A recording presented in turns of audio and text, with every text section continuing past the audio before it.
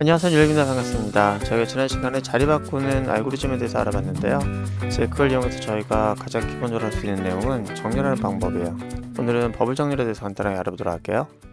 저희가 베어를 이용해서 저희 할 수 있는 일이 굉장히 많은데, 일단 메모리에다가 데이터를 로드해 놓기만 하면은 할 수 있는 게 굉장히 많아요. 일단은 뭐 랜덤 섞기라든지 또는 이렇게 뭐 그룹별 집계를 한다거나 뭐 이것도 가능하고요. 그리고 저희가 뭐 정렬하거나 그 다음에 뭐 여러 가지 다중 탐색이라든지 기타 등들 다 할 수 있는데요. 이 중에서 저희가 아무래도 가장 기본이 되는 연산은 정렬이기 때문에 정렬을 좀 안 볼 수가 없는데, 일단 정렬하는 방법이 굉장히 종류가 많습니다. 뭐 선택 정렬, 버블 정렬처럼 간단한 정렬도 있고요. 그리고 이미 정렬되어 있는 것에다가 데이터를 추가할 때는 이런 방식 정렬도 가능하고요. 뭐 퀵 정렬, 합병 정렬, 기타 등등이 있는데, 이것들이 다 정렬인데 이 정렬이 이렇게 많지? 라고 하면은 각각의 차이점이 있고 거기에 따라 정렬의 그 어떤 장단점이 있거든요. 그건 다른 강의를 통해서 제가 따로 준비해야 될 것 같고요. 오늘은 일단은 이 중에서 이 버블 정렬 하나만 가지고 여러분들에게 설명을 드리도록 할게요.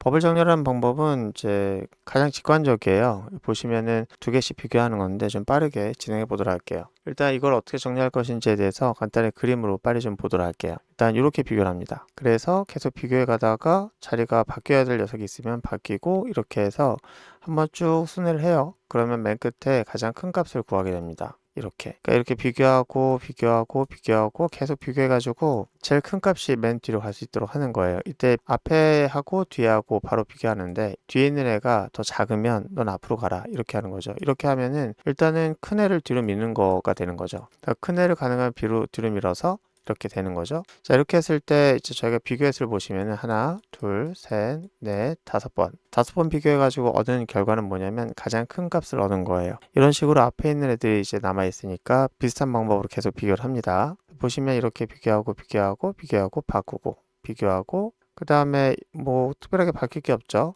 여기까지 하게 되면은 일단 두 번째 큰 값을 얻은 거예요. 그 다음에 나머지 값들도 비교하겠죠. 비교하고 자리 바꿔야겠죠. 바꾸고 다시 이렇게 하고 또 세 번째 값 구하고, 그 다음에 또 비교하고 자리 바꾸고 비교하고, 자, 네 번째 값까지 이제 구했고요. 이제 마지막 두 개만 다시 한번 비교해 보면 이제 끝나는 거예요. 이렇게 하면은 저희가 비교를 해가지고 정렬했는데, 일단 이런 식으로 비교하는 것을 저희가 버블 정렬이라고 하는데요. 왜 이걸 버블 정렬이라고 하냐면은 이 모양을 간단히 좀 세워보도록 하겠습니다.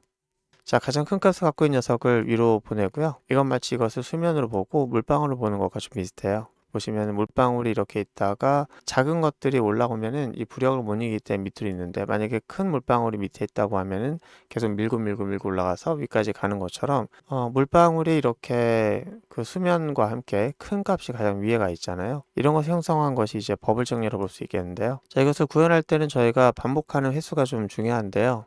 반복하는 횟수를 보면 저희가 옛날에 그 어떤 별짓기를 할 때가 좀 떠오를 것 같아요. 왜냐면은 저희가 비교한 횟수를 좀 보시면은 이렇게 비교하고 그러죠. 총 개수는 지금 6개 데이터가 있는데, 이게 반복 횟수는 비교 횟수는 5번이에요. 그럼 만약에 첫 번째 값을 구했습니다. 그 다음에 비교는 어떻게 하냐면은 나머지가 5개니까 그 중에서 비교는 4번이 되겠죠. 그럼 또 여기서 구했어요. 그럼 나머지 비교는 또 3번.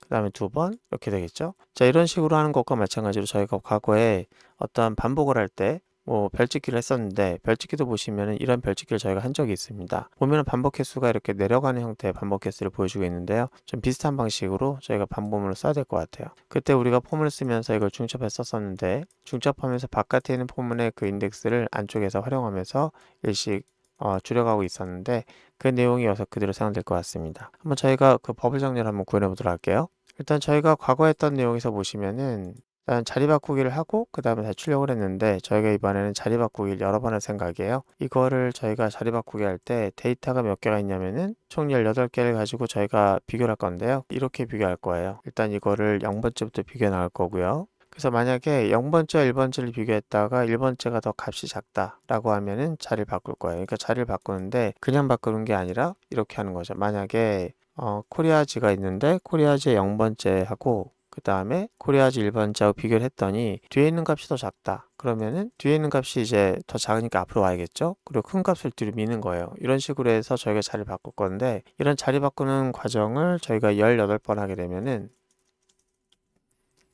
이렇게 반복적으로 저희가 할 건데 항목이 18개니까 비교는 17번 해서 이제 바꾸는 작업이 최대 17번이 될 수 있도록 해야겠죠. 자, 그럼 저희가 처음에 0번째 했으니까 그 다음 2번째와 그 다음에 두 번째와 세 번째가 비교될 수 있도록 그렇게 해야 되겠죠. 자, 이렇게 해서 그 다음에 또 계속 가는 거예요. 자, 이렇게 비교할 건데 제가 지금 처음이니까 이렇게 보여드리지 이렇게 하지 않겠죠. 자, 그러면은 이런 식으로 계속 할 건데 이렇게 하다 보면은 좀 너무 비효율적이죠. 저희가 이거를 직접적으로 복사부 저렇게 해가지고 하는 것은 좀 바람직하지 않기 때문에 17번의 비교를 하면서 조건에 만족하면 바꾸는 작업을 하게 될 거예요. 그럼 17번 한다. 그러면 이거를 이렇게 할 건 아닌 것 같죠? 지우고 하나만 남기도록 하겠습니다. 그러면은 이렇게 하고 하나만 남긴 다음에 얘를 17번 반복하면 되는 거예요. 한번 해볼까요? 자, 그래서 우리가 폼은 해가지고 17번이니까 고민할 것도 없죠?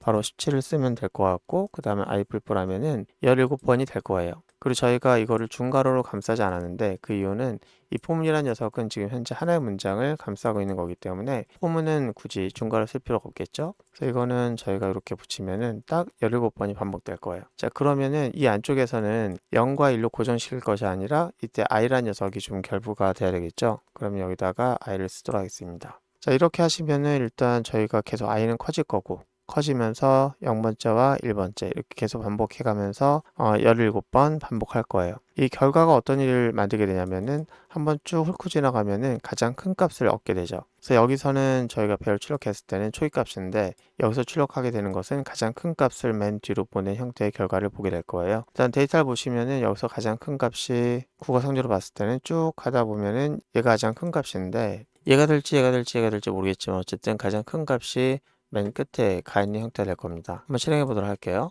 자, 이렇게 하니까 이제 보면은 위에 있는 것은 정렬이 안 된 상태인데 여기서는 17번 비교해 가지고 만들어진 결과가 맨 끝에 100을 보냈잖아요. 오, 그러네요. 진짜. 와, 신기하다. 자, 그럼 저희가 이거를 아까 얘기했던 대로 이거를 한 번만 하면 그런데 이걸 한 번만 더 반복해 볼까요? 그러면은 만약에 이렇게 할 거예요. 이번엔 J라고 하는 걸 하고 J에서 두 번 해볼까요? 뿔뿔. 자, 이거를 제가 또 한 문장이니까 중간어 쓰지 않겠습니다. 자, 이렇게 하면은 가장 큰 값 두 개가 얻어지는 거죠. 한번 실행해 보도록 할게요. 자, 실행하고 나니까 그러네. 가장 큰 값 두 개를 얻었네요. 그럼 가장 큰 값을 몇 개 얻어볼까요? 이렇게 해서 제가 한 6번 한번 해볼까요? 6번 하면은 가장 큰 값이 이제 얻어지겠죠. 자, 이렇게 하니까 하나, 둘, 셋, 넷, 다섯, 6개가 가장 큰 값이 뒤에서 이제 하나씩 쌓이기 시작했어요. 근데 문제가 있습니다. 어떤 문제가 있냐면은 저희가 6번의 반복을 하는 건 좋은데 그때마다 17번씩 한 거예요. 그때마다 17번씩. 그러니까 이미 이거를 구했고 이미 얘를 구했음에도 불구하고 그 다음에도 얘까지 비교하고 그 다음에도 얘까지 비교하고 그 다음에도 얘까지 비교해서 6번의 비교를 하는 동안 총 17번씩 비교를 한 거죠. 아까 PPT에서 보여드렸던 것처럼 저희가 비교를 할 때는 이제 가장 큰 값을 구했으면은 그 다음 비교는 여기까지 또 두 번째 값이 구해졌으면은 그 다음 비교는 여기까지 이렇게 한 칸씩 줄여 나가야 돼요. 줄여 나가야 되는데 그거를 지금 못하고 있다. 이걸 어떻게 해야 되죠? 그럼 여기다가 뒤에다 이렇게 하는 거죠.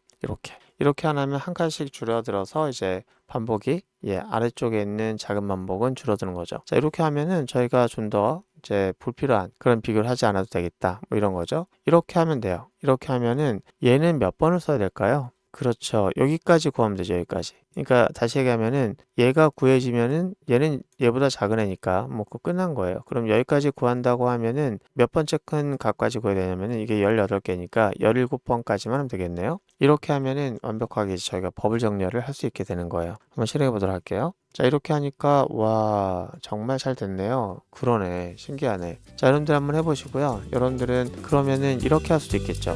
지금은 작은 값부터 큰 값으로 가는 오름차순의 정렬을 했는데 만약에 내림차순, 다시 하면 큰 값이 잘 앞에 오고 작은 값이 들어오는 거꾸로 된 정렬을 하면은 이걸 어떻게 해야 될까요? 자, 여러분들 한번 해보시고요. 다음 시간에 돌아가겠습니다.